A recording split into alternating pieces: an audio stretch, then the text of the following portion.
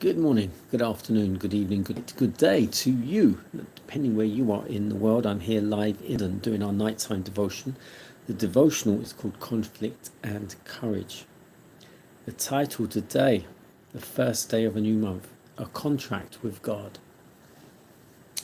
2 Chronicles 1 verse 1. And Solomon the son of David was strengthened in his kingdom, and the Lord his God was with him and magnified him exceedingly.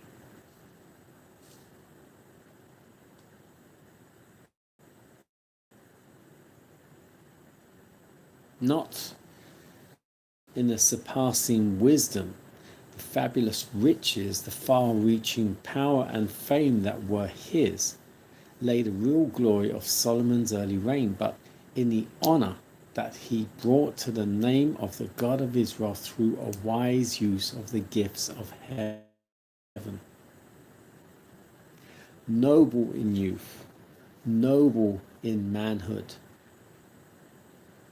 Solomon entered on a reign that gave high promise of prosperity and honor. Nations marveled at the knowledge and insight of the man to whom God had given wisdom. But the pride of prosperity brought separation from God. From the joy of divine communion, Solomon turned to find satisfaction in the pleasures of sense. Satan well knew the results that would attend obedience, and during the earlier years of Solomon's reign, years glorious because of the wisdom, the beneficence, and the uprightness of the king, he sought to bring in influences that would insidiously undermine Solomon's loyalty to principle and cause him to separate from God. Did the Lord make a mistake in placing Solomon in a position of so great responsibility? No. God prepared him to bear these responsibilities and promised him grace and strength on condition of obedience. The Lord sets men in responsible places, not to act out their own wills, but his will. So long as they cherish his pure principles of government, he will bless and strengthen them, recognizing them as his instrumentalities. God never forsakes the one who is true to principle. The Lord told Solomon that if he would walk in his way, his blessing would go with him, and wisdom would be given him. But Solomon failed to keep his contract with God.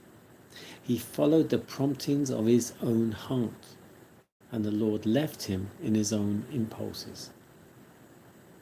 Today, each one of us has a part to act, duties to perform, responsibilities to carry. No one can act his part acceptably without wisdom from on high.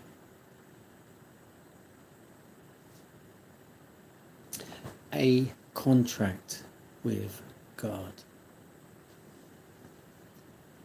So, Solomon as a young man, as a boy, was raised in the fear of God, knowing the scriptures, knowing what was right, knowing how to worship God, how to pray.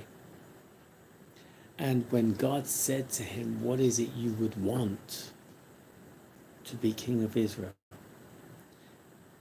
Solomon asked for wisdom and discernment. And in doing so, God granted him tenfold wisdom and discernment, but also he increased his prosperity, everything about him, because he was a very humble king to start with, at least. But as is said here, the more comfortable you become, the more reckless you become, because you then rely on self more than on God. where everything is going good, you don't then just assume you don't need God anymore. Because you shouldn't be just someone who prays to God when you're in problems and have trouble.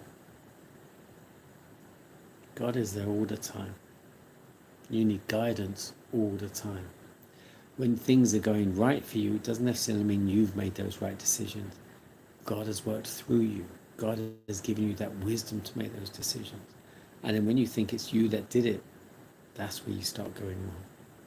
And things start going wrong for you. And it's when you realize, well, then that's where God's like, well, you made those decisions. You've got to deal with repercussions.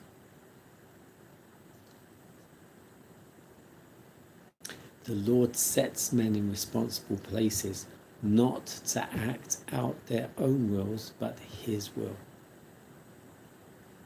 So long as we cherish God's pure principles, He will continue to bless us, strengthen us, and recognize us as His instrumentalities.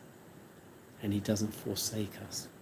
But when we start walking in our own way, using our own senses and making our own choices from our own independentness, that's where we fall down. And that's where we fail to keep that contract with God. We have a part to play. We have to fulfill that contract. The duties we have to perform, the responsibilities we have to carry, we cannot do that without knowing the God of all creation.